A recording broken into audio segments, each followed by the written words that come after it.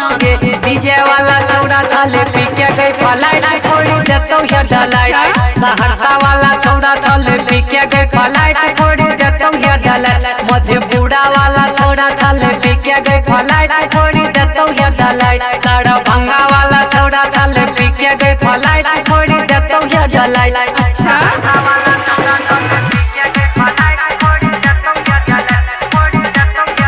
अच्छा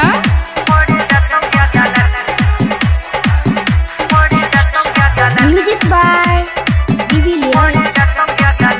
अच्छा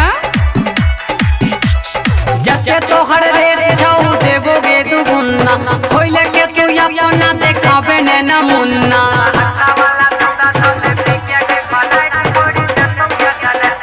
हाँ हाँ जते तोहर रेट छौ देबोगे दुगुना खोइले के तू अपना देखाबे ने नमुना मजा देले पर तो तोड़ा पुहुड़ा नहीं फोड़ी देतो है डलाइट डीजे वाला छौड़ा छले बिके गई फ्लाइट फोड़ी देतो है डलाइट खगड़िया वाला छौड़ा छले बिके गई फ्लाइट फोड़ी देतो है डलाइट बेगूसराय वाला छौड़ा छले बिके गई फ्लाइट फोड़ी देतो है डलाइट। अच्छा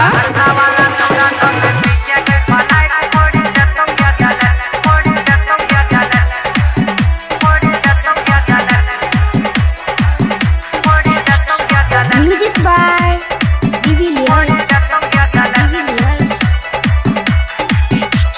देखे में तू लागे छ बड़ा का मशीन गे छौड़ा सब कहो तोड़ा माल नमकीन गे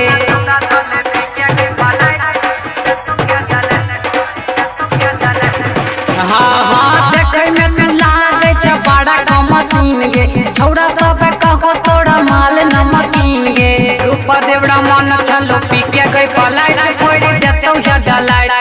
सन्नी सरवन छलो या पी के गई फ्लाइट फोड़ी देतो या डलाइट मिताला के छौड़ा छलो पी के गई फ्लाइट फोड़ी देतो या डलाइट सतोर वाला छौड़ा छलो पी के गई फ्लाइट फोड़ी देतो या डलाइट।